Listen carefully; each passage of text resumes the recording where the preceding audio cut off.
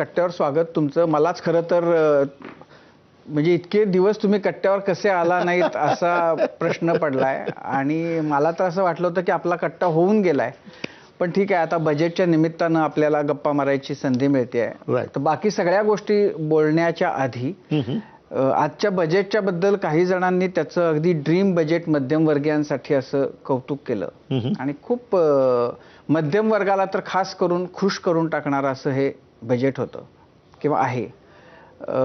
तटस्थ अर्थतज्ञ अर्थकारण जाणणारे एक व्यक्ती म्हणून तुम्ही या बजेटकडे कसं बघताय?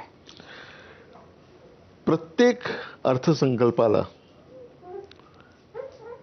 तो परिस्थितीजन्य असतो.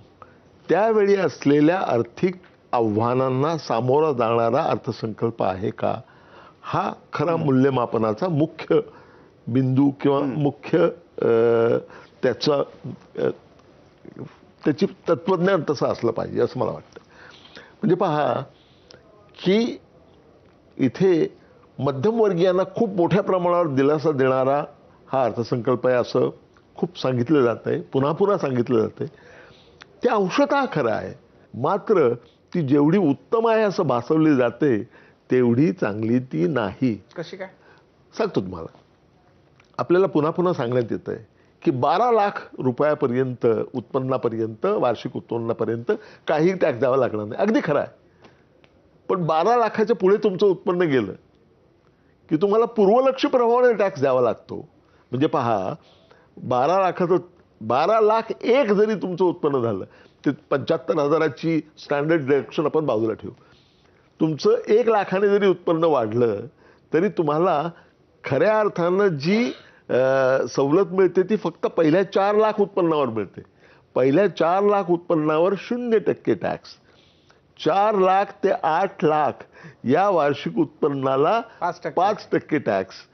8 ते 12 लाख उत्पन्नाला 10% टॅक्स आणि 12च्या वरती असेल 12 ते 16 त्यावर 15% टॅक्स. म्हणजे खऱ्या अर्थानं जी सवलत मिळालेली आहे ती फक्त 4 लाखापुरतीच सीमित आहे. पण नाही, पण आज असं जेवढे तज्ञ आले होते त्या सगळ्यांनी हे सांगितलं की म्हणजे हे फार कन्फ्युजन आहे लोकांच्या मनामध्ये की एकीकडे आपण म्हणतो की 12 लाखापर्यंत उत्पन्न करमुक्त आणि दुसरीकडे आपण 4 ते 8, 8 ते 12 मध्ये आपण. पण त्यांचं असं म्हणणं आहे की जर तुमचं उत्पन्न 12 लाखापर्यंत असेल तर त्याच्यामध्ये जे रिबेट्स आणि बाकीच्या गोष्टी आहेत त्या अशा आहेत की तुम्हाला 12 लाखापर्यंत कर भरावाच लागणार नाही. 12 लाख 1 रुपया जरी झालं तरी तुम्हाला भरावा लागेल. तोच तर मुद्दा आहे. 12 लाख रुपयापर्यंत काही भरावं लागणार नाही, किंबहुना 12,75,000 एकही पैसा टॅक्स द्यावा लागणार नाही. 75,000 वरचं स्टँडर्ड डिडक्शन.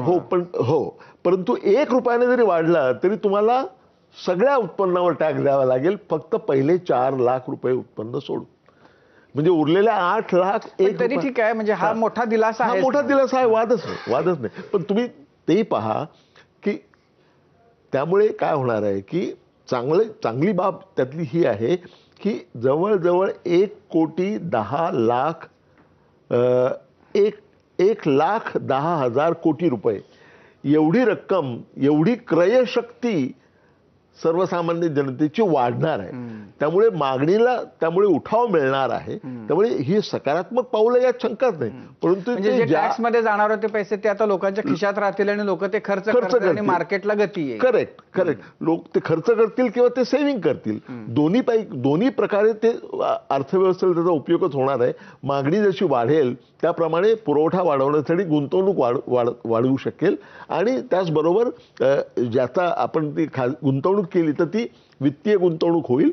त्या गुंतवणुकीचे परिणाम शेवटी परिणाम त्याचा ओव्हरऑल इन्व्हेस्टमेंट वाढवण्यासाठी होऊ शकतो. हल्ली ना काही याच्यामध्ये की 50 वर्ड्स एडिट वगैरे असं असतं. म्हणजे तुम्ही 50 शब्दामध्ये अग्रलेख लिहा. तर आता समजा आपल्याला कारण बाकीही गप्पा मारायच्या त्यामुळं बजेटच्या बद्दल जर मी असं म्हटलं की हे जे आजचं बजेट जे ड्रीम बजेट म्हणून ज्याच्याकडे बघितलं जातंय, निर्मला सीतारामन यांनी आतापर्यंत जेवढी बजेट्स केली त्याच्यामधलं सगळ्यात उत्तम बजेट खास करून मध्यमवर्गीयांच्या दृष्टिकोनातून, तर ह्या बजेटच्या बद्दल त्याचे प्लस पॉइंट्स आणि मायनस असं जर अग्रलेख तुम्हाला लिहायचा असेल 50 शब्दामध्ये समजा तर तो तुम्ही काय सांगाल, कसा लिहाल?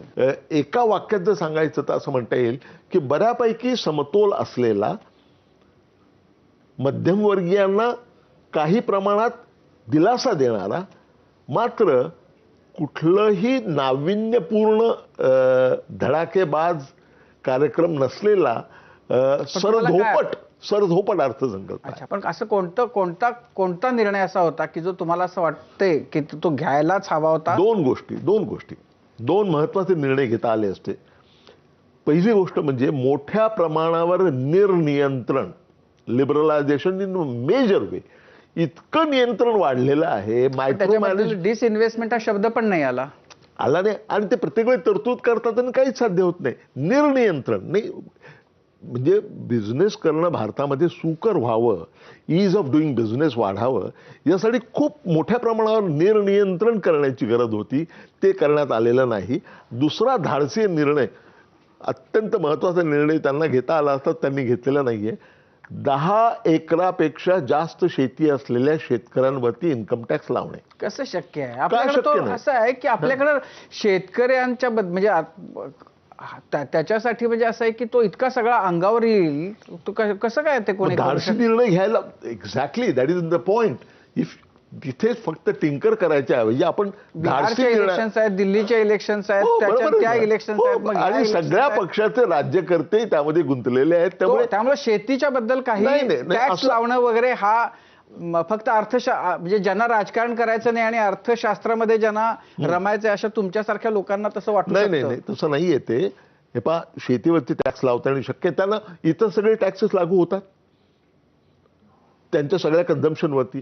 मला असं वाटतं की तिथे इतक्या मोठ्या प्रमाणावर पैसा अडकलेला आहे, इतक्या मोठ्या प्रमाणावरती कॅशची उलाढाल होते आणि इतक्या मोठ्या प्रमाणावर गैरप्रकार होत आहेत.